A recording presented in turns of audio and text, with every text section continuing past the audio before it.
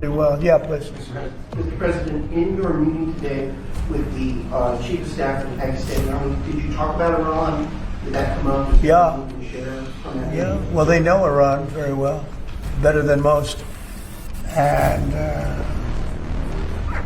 they're not happy about anything. It's not that they're bad with Israel. They know them both, actually, but they're probably, maybe they know Iran better.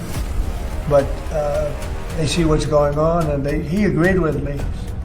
The reason I had him here, I wanted to thank him for not going into the war, just, ending the war. And I want to thank, as you know, Prime Minister Modi just left, just a little while ago, just left. And we're working a trade deal with India. We're working a trade deal with Pakistan.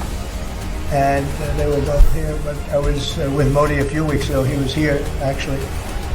But now we speak to him, and I'm so happy. There was a deal that two smart people, plus, they have people on their staff too, but two very smart people decided not to keep going with that war. That could have been a nuclear war. Those are two nuclear powers, big ones, big nuclear powers, and they decided that. So I was honored to meet him today. G7 के दौरान अचानक Donald Trump Washington वापस चले गए और पाकिस्तान का field marshal Asim Munir को lunch पे इनवाइट किए। इसके चलते भारत तथा पूरा दुनिया में भौचाल मची हुई है। ऑपोजिशन और कांग्रेस इसको मोदी सरकार का डिप्लोमेटिक फेलियर मानती है, पर उसके कुछ पहले ही प्रेस सेक्रेटरी विक्रम मिस्री ने ये साफ बता दिए थे कि ट्रंप के साथ टेलीफोनिक कॉन्वर्सेशन में मोदी जी साफ स्पष्ट कर दिए थे कि भारत ने सीजफायर किसी के मीडिएशन पे नहीं किया था और उसके दौरान कोई भी ट्रेड डील का बात नहीं हुई थी। 9-10 मई की रात को पाकिस्तान के हमले का भारत ने बहुत सशक्त जवाब दिया और पाकिस्तान की सेना को बहुत नुकसान पहुंचाया। उसके मिलिट्री एयर बेसिस को इनऑपरेबल बना दिया। भारत के मुंह तोड़ जवाब के कारण पाकिस्तान को भारत से सैन्य कार्रवाई रोकने का आग्रह करना पड़ा। प्रधानमंत्री मोदी ने राष्ट्रपति ट्रंप को स्पष्ट रूप से कहा कि इस पूरे घटनाक्रम के दौरान कभी भी किसी भी स्तर पर भारत अमेरिका ट्रेड डील या अमेरिका द्वारा भारत और पाकिस्तान के बीच मध्यस्थता जैसे विषयों पर बात नहीं हुई थी। पर सवाल ये उठ रहा है कि क्या भारत ट्रंप पे भरोसा कर सकता है? इसके पहले ये बताना जरूरी है ट्रंप और मुनीर के लंच मीट के दौरान क्या हुआ था और एक्सपर्ट्स की क्या राय है। इस मीटिंग में मोस्टली काउंटर टेररिज्म पे चर्चा हुई, जो खुद में आयरॉनिक है। ट्रेड और इकोनॉमिक कॉर्पोरेशन जैसे कि क्रिप्टो करेंसी, जिसमें कहा जाता है कि ट्रंप के फैमिली का काफ़ी इन्वेस्टमेंट है पाकिस्तान में। और अंत में ईरान इजराइल कॉन्फ्लिक्ट, जिसमें एक्सपर्ट्स मान रहे हैं कि यूएस पाकिस्तान के मिलिट्री इंस्टॉलमेंट्स को यूज करना चाहता है। पर जिस चीज पे इंडिया को ध्यान देना चाहिए, ट्रंप फिर से इंडिया और पाकिस्तान को हाइफेनेशन कर रहे हैं।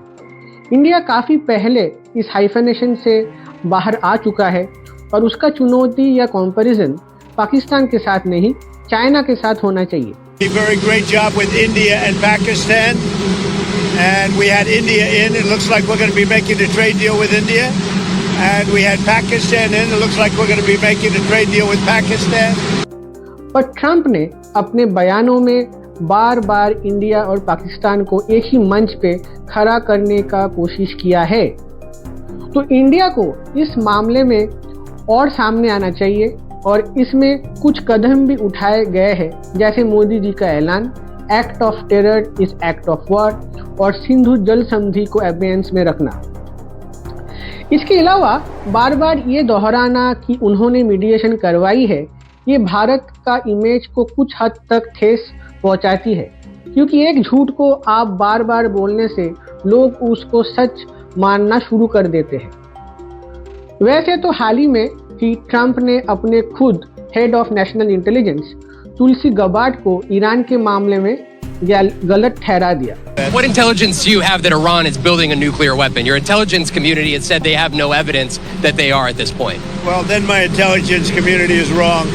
Who in the intelligence community said that? Your director of national intelligence, Tulsi Gabbard. She's wrong. ये तो ऐसा हो गया जैसे मोदी जी डोवाल जी को खुले मीडिया के सामने गलत बोल दे, तो ट्रंप के बयानों पे उतना ध्यान नहीं देना चाहिए सीज फायर के मामले में। जहां तक ट्रेड का बात है, ये सुनने में आ रहा है कि ट्रंप ने मुनीर को चाइना से ट्रेड टाइज खत्म करके यूएस के साथ हाथ मिलाने के लिए कहा है। ये इंडिया के लिए एक चुनौती भी है और एक मौका भी। सबसे पहले चुनौती में आते हैं।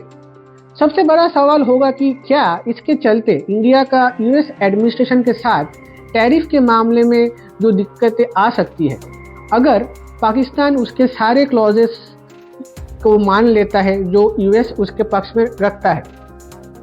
पर अगर मौका की बात करें, अगर पाकिस्तान चाइना से सारे रिश्ते खत्म करना चाहे तो इंडिया डिप्लोमेटिकली चाइना के साथ डील्स कर सकता है कि अगर फ्यूचर फिर से कोई झड़प होती है इंडिया पाक के बीच में, चाइना उसमें दखल ना दे और न्यूट्रल रहे। मिलिट्री टाइज के नज़रिए से देखा जाए तो इंडिया के लिए ये एक मौका है कि रशिया के साथ अपने आर्म्स डील मजबूत करे अगर यूएस पाकिस्तान को अपने एडवांस हथियार देता है।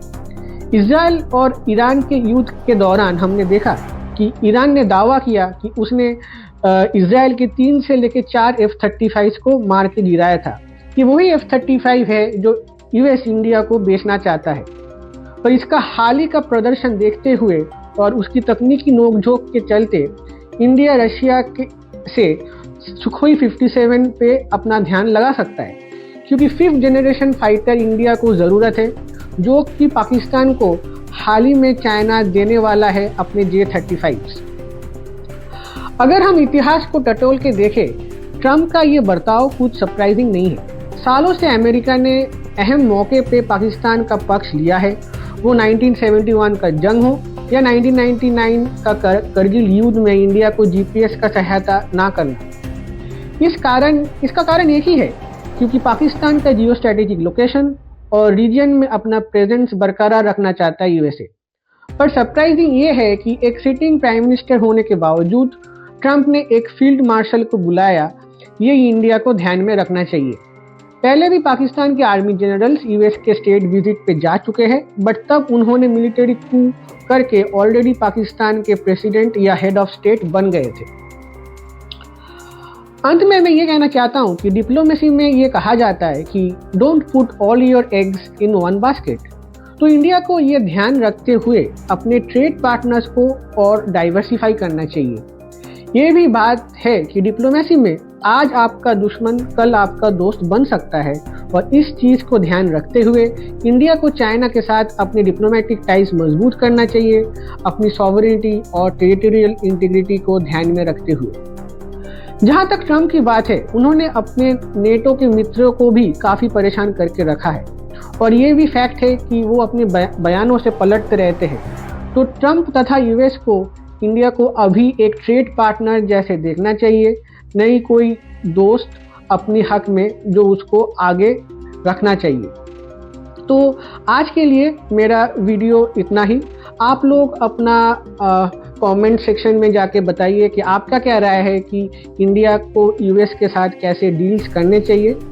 तो और चैनल को लाइक शेयर सब्सक्राइब करना मत भूलिए। Thank you.